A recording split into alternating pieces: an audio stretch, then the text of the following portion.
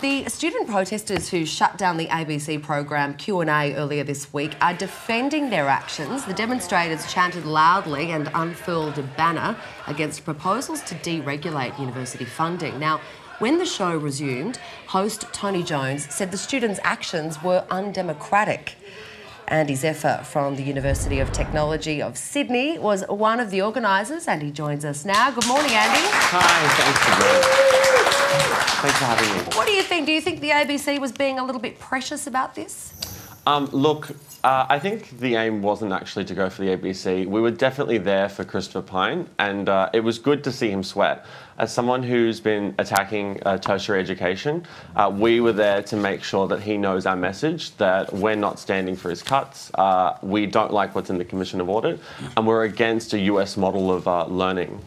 Andy, what would you say, though, to people who would, call you sort of rude and obnoxious, and that we didn't really get to hear much of your message because you were just kind of screaming and shouting, and in fact there was quite good debate on the panel about the very issue that you wanted to raise?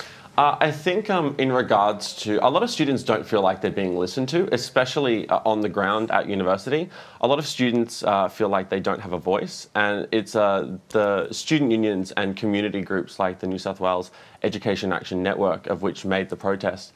It's our aim to make sure that everyone's talking about issues, especially coming up to the budget, and I think we achieved that. I know a lot of people are really critical of how we did it, and in fact what we've seen at universities is lots of students getting involved in these sorts of groups to be able to say, like, look, let's try and have this discussion in a different way. But frankly, students are just angry. They're really sick of not being listened to, and so that's why we get to this stage where we have to go on a national news television show and protest. But what?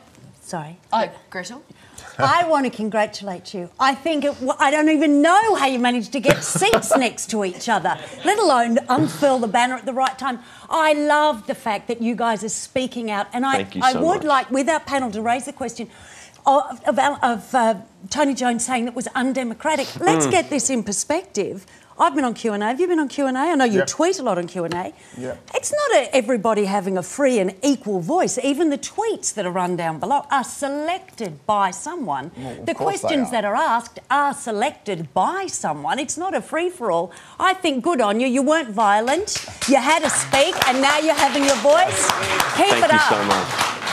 Andy, I just have to know, when you were unfurling the banner, though, you unfurled it backwards. Like, did you not have a rehearsal beforehand or something? Look, pressure when we were there means a couple of things go wrong. I think that if that's the thing that went wrong, then it was still a successful protest. Yeah. And thank you so much, Gretel. That's exactly the point that we were trying to make as well. And Christopher Pyne has replied to the protest saying that those protesting should be turning up to the door of hard-working families they know who don't have a university education, giving them a bunch of flowers and a box of chocolates. I'm quoting here, saying thank you. He argued that university graduates on average earn 75% more than Aussies who don't attend uni and have a far lower unemployment rate, and that we need to keep the tertiary system fair and sustainable, and that students should shoulder more of the burden for paying for it. All that was quoted. What do you make of that, Andy? As someone who's running a student union, inside a student union, I know that 2/3 of students live below the poverty line. We find a lot of students are missing meals simply to get by, buy textbooks, and I kind of think that shouldering more debt on them is inappropriate. Yeah, okay, the idea of an education is so that afterwards you have a better chance of life. But if students are dropping out, if students are not able to get through their university due to basic welfare, then how are we supporting those in the future? Doesn't the debt kick in once you're actually starting to earn money in a job? You're not shouldering that debt when you're working as a studying as a student. That's true. A lot of the costs on student life don't just happen with the HECS, so textbooks are phenomenally expensive. We find that a lot of courses have costs in them, hidden fees.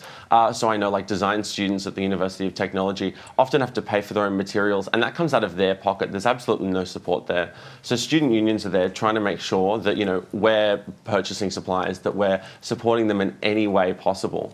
And Andy, I suppose the overall, I have some concerns about the reforms myself, and I was a student socialist too back in the day. But the problem is, isn't it, that fundamentally you're asking people who don't have university degrees to pay for people who do have university degrees. Isn't Sarah right? There's nothing wrong with saying, well, if you get a well-paying job because you've got a degree, then fair enough, you start to pay it off as a proportion of your income. As an interest-free debt after, I think it's 50 grand, is it? It starts at 50 grand, which is relatively low, but... We want to make sure that the costs are capped. So one of the things that we were protesting was Christopher Pyne in regards to deregulation. And that means that universities will be able to set their own fees. And unfortunately, that doesn't mean that those courses will then go up in quality if the fees are higher. It means that universities are likely to take those fees and then put them into research. And we've actually seen quite a lot of support from university management at UTS, especially one of our DVCs, in regards to making that point that universities will hike up fees, but it won't be going back towards student education. And as we see, classroom sizes are increasing, staff are being cut and are casualised. And unfortunately, the actual quality of our education is going downhill, and it has been for a very long time. Well, Andy, we're certainly talking about it, so obviously the protesters worked for you. We have to leave it there. I'm so sorry to cut you off. Thank you so much. Andy Zephyr, thank you very much.